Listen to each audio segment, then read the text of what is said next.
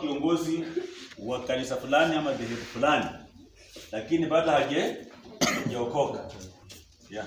So usione tu mtu wako pale na huyo anaongoza hii na hii na unafikiri ameokoka. Nicodemus alikuwa katika kiwango cha juu sana. Bwana asifiwe. Amen. He was at a very high level of spiritual leadership. Lakini alikuwa na shida kidogo. Now I'll ask my daughter here, just come with barefoot. Don't worry about putting on the shoes. You come with your Bible. Umeizoea. Nataka usome pale John chapter 3 from verse 1 up to 5. Let's read loudly. A certain Pharisee named Nicodemus, a member of Jews, Sanhedrin, came to him at night. Rabbi, he said, "We know you are a teacher come from God, for no man can perform signs and wonders such as you perform unless God is with him." Jesus gave him this answer: "I solemnly assure you, no one can see the reign of God unless he is begotten from above. How can a man be born again unless he is old?" Retorted Nicodemus.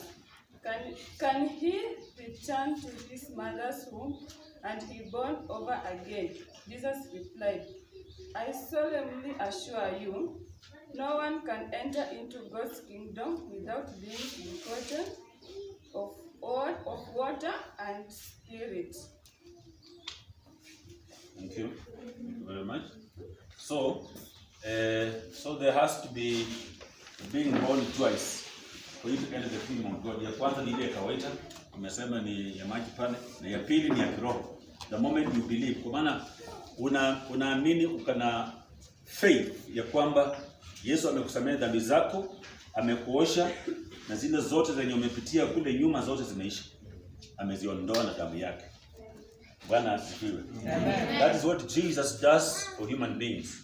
Sasa huyu alikuwa kiongozi wa dhehebu. He was a member of a very senior council. Yaani ilikuwa board kubwa sana ya Kiyahudi. He was a leader. But you can see hiyo maswali ambayo anauliza Yesu. Yaani ni maswali ya mtoto mdogo sana. Bwana asifiwe. Amen. Sasa yeye alikuwa anauliza Yesu, how can you go back? How? You go back, alafu ndio utoke vizuri. So that is a very low question. Inamaanisha spiritual understanding yake ilikuwa chini sana.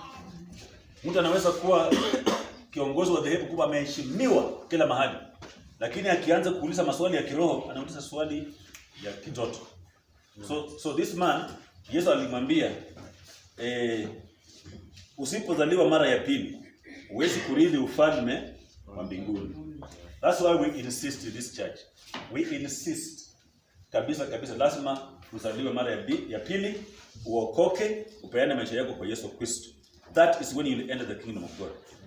Because you can do very many things. Unaweza kuwa hata kwa praise and worship, unaimba. Unaweza kuwa hata unatoa tithe, unafanya vizuri, kila kitu vinaingia. Hata ukisimama kusoma Biblia watu wanasema huyo mtu amebarikiwa. Lakini kama hujapitia hii yenye Nicodemus alipitia, bado uko nje. So you must come inside, and to come inside you follow the instructions of Jesus. You must be born again. Amen. Bwana asifiwe. Amen. Yeah, so that's one thing I wanted to make very clear. Ikiwa utaingia katika ufalme wa Mungu, lazima uzaliwe mara ya pili. Na ukizaliwa mara ya pili unakuwa kiumbe kipya. Spiritually you are a new creature. Umeanza maisha mapya. Umeanza laini mpya. Umewacha hiyo laini mzee, umekuja kwa laini mpya, maisha yako imebadilika, sasa unaanza kwenda kwa hiyo barabara. Unawacha ile nyingine. Sasa usipowacha njia zenye zilikuwa mzee, sasa unaweza kufanya mpaka hiyo wokovu inapotea. Yaani unasimama hapa unasema nimeokoka and so on and so forth, alafu unarudi kwa ile hiyo the old life. Sasa hiyo umepoteza wokovu. ni kama vile, I'm sorry to use this one, si example mzuri, lakini it is true, we have seen it. Naga umbwa akikula chakula ambacho ni kibaya, saa zingine anafanya nini? Anatapika. Na kitapika jaa inaanza kumuuma tena. Tunaangalia hii ilikuwa chakula yangu. Anarudi tena anakula. Sijui kama anatapika tena. Sijui anatapika mara ngapi ndio anawacha. But as long as hapo hivyo anaenda kutapika tena, anakula tena. Anatapika tena, anakula tena. So we should be keen so that tukianza hii line mpya tunaanza kujiuliza, what can I do to grow in this salvation? And you will be explained, you will be guided, you will be helped. There are so many people here wenye wanaweza kukusaidia ili usirudi nyuma. Kwa sababu shetani huwa ananyemelea watu ambao wameokoka, anawaletea vitu fulani fulani. Hata saa hii kama uliokoka jana, nakwambia kaniuche katika spiritual temple. Unaona kama imeshuka. Sio kama vile ilikuwa jana. Mimi nilikwambia hii kitu itakuja poa tu. Hiyo si sure ni kama imepoa. Alafu unarudi kwa hiyo line nyingine yenye ulitoka. Usiwe hivyo. We are not saved by feelings. Sio vile unahisi ndio umeokoka. Umeokoka sababu uliamua by faith ya kwamba Yesu amekusamehe dhambi zako. Sasa unamwambia shetani, sikia shetani nikwambie, katika jina la Yesu Kristo, niliokoka jana. Jana ilikuwa tarehe 20 na ngapi? 29 mwezi wa 6 mwaka 2020. This is the best year. Imagine, it's very easy. 2019 inaweza kukujanganya. 2017 inaweza kuwa ngumu. 2015 but 2020 Bwana asifiwe. Nyinyi mwenye mliokoka jana, mliokoka mwaka mzuri. Na tena ni katikati ya mwaka. You cannot forget. Hallelujah. Amen. So I want to encourage you so that you can remain firm in the things of God. Na kulikuwa ukisoma katika John chapter 9. John chapter 9, just write it like that, so I will just talk about it. John chapter 9. Pale tuko na mtu ambaye alikuwa amezaliwa tuseme kipofu, mwenye haoni. Hakuwa anaona, alizaliwa hivyo. Akitembea anatembezwa na either somebody, mtoto, ama anatumia kijiti to find the way. So one day alikutana na Yesu. Na Yesu ni mzuri kwa uponyaji. Bwana asifiwe. Amen. Hata kufungua yale macho ambayo imefunga, Yesu anajua kufungua. Na bila alikubana na Yesu, Yesu akamfungua macho na akaanza kuona. Alikuwa haoni, but when he encountered Jesus, his eyes were opened. Na akaanza kuona, akaanza kutembea bila kuongozwa na mtu. He was now able to manage his own movement without disturbing anybody. Akatembea hivi. Sasa wakina Nicodemus, Sanhedrin, wala ambao ni wakuu wa hiyo board yao ya religion, wakakutana na yeye. Mjamaa anaona anatembea kivyake. Wakaanza kumuuliza maswali. Tueleze vizuri. Bwana asifiwe. Amen. Hii ni wanafunzi. Can you explain or can you describe with the diagrams? Bwana asifiwe. How you can now see? How come you can see now? Huyo mjamaa alijaribu, labda hapo amesoma sana. Akijaribu, kama ilikuwa lugha gani, tuseme kama ilikuwa Kiswahili ama wapi. Alijaribu kueleza na Kiswahili chake, hakuwa naingia. Wale lawyers, wewe umeuliza maswali na lawyer, usiende kotini. Utajua hujui. So alikuwa anauliza maswali, can you explain how come you are blind but now you are seeing? The man akajaribu yaingie. Akajaribu kueleza kama ndeva. How are you able to see? The man got tired. Kitu kimoja aliwaambia. He told them one thing. That one thing I know. Mnanisumbua na maswali. Mnanichanganya hata sasa mnataka mimi ni doubt kama naona. Maswali yenu ni kali. Lakini one thing I know, yenye hamwezi kunitoa hapa ni kwamba Bwana asifiwe. Nilikuwa kipofu, sikuwa naona, lakini saa hii macho yangu imefunguliwa, nafanya nini? Naona. Katika jina la Yesu Kristo. Makofi kwa Yesu tafadhali. So that is a great testimony. Mtu hawezi kukusonga kwa hiyo. Somebody cannot push you out of that. Somebody can use their technical language, vocabulary and so on and so forth mpaka unakuwa confused. Lakini muujiza ambao umepata haiwezi kuwa confused. So akawaambia that way. That's why I want to encourage you. Those of you who got saved yesterday.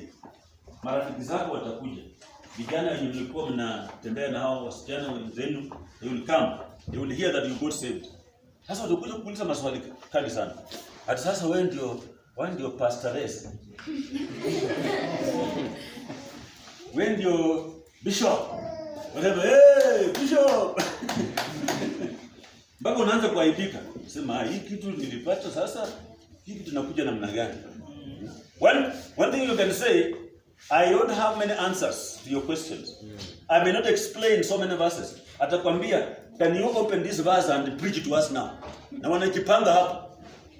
Preach to us now kama wanakuangalia hivi mpaka unakauka. Haimaanishi wokovu imepotea. Wokovu bado iko. Bwana asifiwe. Amen. Kitu ambacho naweza kuambia ni kwamba kitu kimoja najua.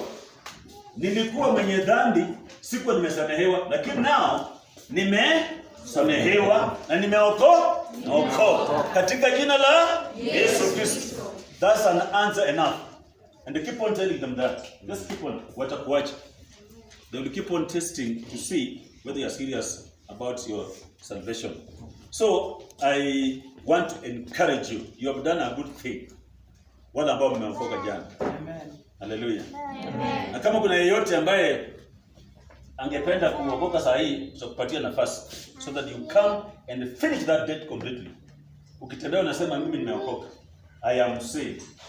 So don't go into many questions kujaribu kujibu maswali. Usijaribu kujibu maswali. Some of them walikuwa wameokoka miaka 10. Wenye watakuwa wanakuuliza maswali. Walikuwa wameokoka miaka 20 waka backslide. Sasa wanajua scriptures kuliko wewe. Unajua shetani akishika scripture, shetani anaweza kukuumiza naye. So don't just say one thing I know, I was not saved but now I am saved. And that will keep off completely. So with the time watakupatia 1 week, watakupatia 1 month, watakupatia 1 year. If you are still standing strong, after some time watakuacha. That means you have now overcome. And you now keep on growing in the things of God. And that's how you'll be blessed. I want you, the young men who are here, yeah, when your time comes, you'll be like me, if not better than me. Amen. Amen. Bwana asifiwe. Amen. Ningependa muwe kama mimi, na haswa muwe zaidi ya mimi. That's why I'm investing myself in you like that. Kuna mama pastor hapa, wasichana ambao mko hapa.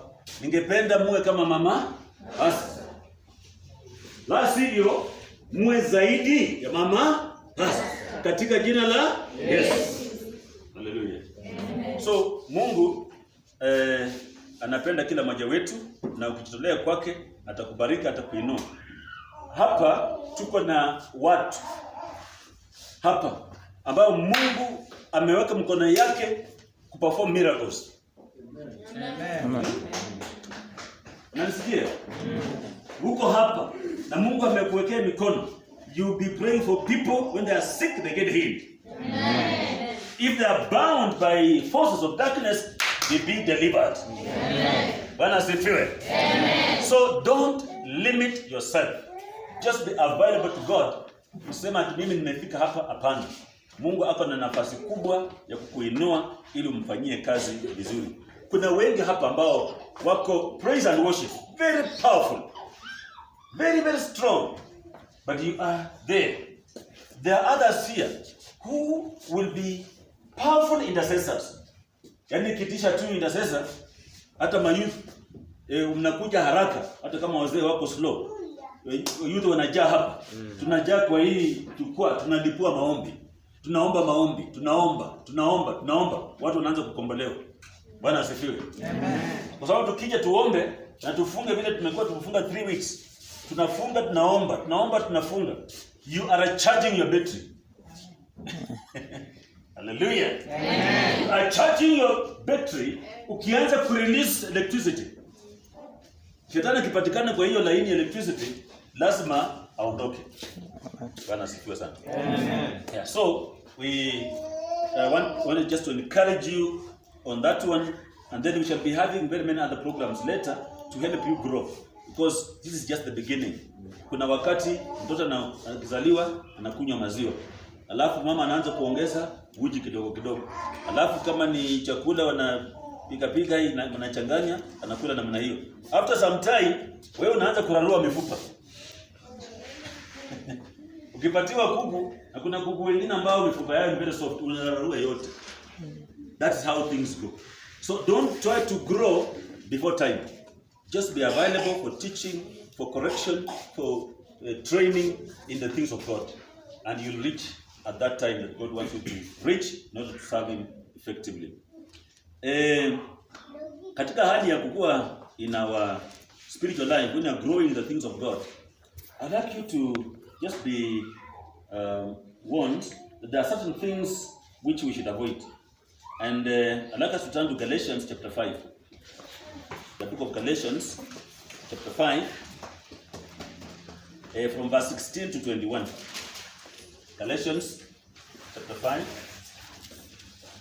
from verse 16 to 21.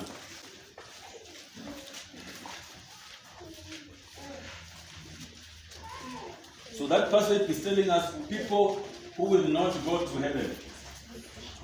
Inatuambia watu wenye hawataingia katika ufalme wa Mungu. Yeah. Sio mimi, lakini Biblia ni Mungu anatuambia, Mungu anatuelekeza. Kuna group ya watu fulani ambaye Mungu anasema hii, if you belong to this group, you will not go to heaven. So that will help you so that you can improve on your new life, the spiritual life you have received from the Lord.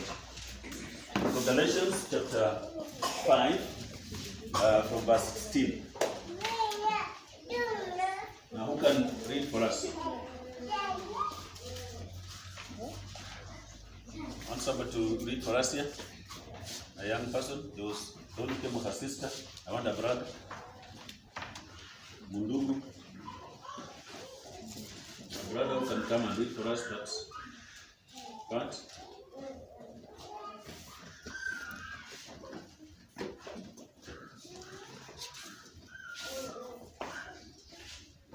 Put it here. One day you'll be a preacher. Does he look like one? Yes. Okay, Galatians chapter 5, from verse number 16 to 21. Yeah. It says, I say then, walk in the Spirit, and you shall not fulfill the lust of the flesh. For the flesh lusts against the Spirit, and the Spirit against the flesh. And these are contrary to one another, so that you do not do the things that you wish. But if you are led by the Spirit, you are not under the law. Now the works of the flesh are evident, which are... Go pole, una post pole. I repeat verse number 19. Now the works of the flesh are evident, which are adultery, fornication, uncleanness, and lewdness. Verse number 20. Idolatry, sorcery, hatred, contentions, jealousies, outbursts of wrath, selfish ambitions, dissensions, and heresies. The last verse says, envy, murders, drunkenness,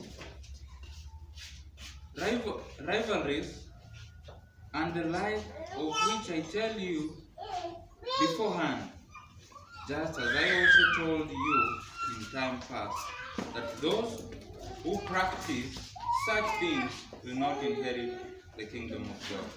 God bless the word. Yeah, it looks like you're very powerful preacher. So there is a list there of things that a born-again Christian should avoid. You don't get involved in them again, or you don't indulge yourself in them. And the whole list is there. So there are things, there's adultery there, there is fornication there, there's envy, there's hatred, and many things, idolatry, mambo mengi ambayo mtu mwenye ameokoka anatakiwa awe mawachana naye, so that you don't go back to the vomit. These are the things we have vomited. We have vomited through these things here, so we don't go back to them to start eating them. So those are the things that I felt I should mention to you as you'll be growing the things of God. As Ndeva put it, I think we will need to really reorganize ourselves as youth, so that communication inakuwa vizuri. Kama tuko na meeting, unapata information,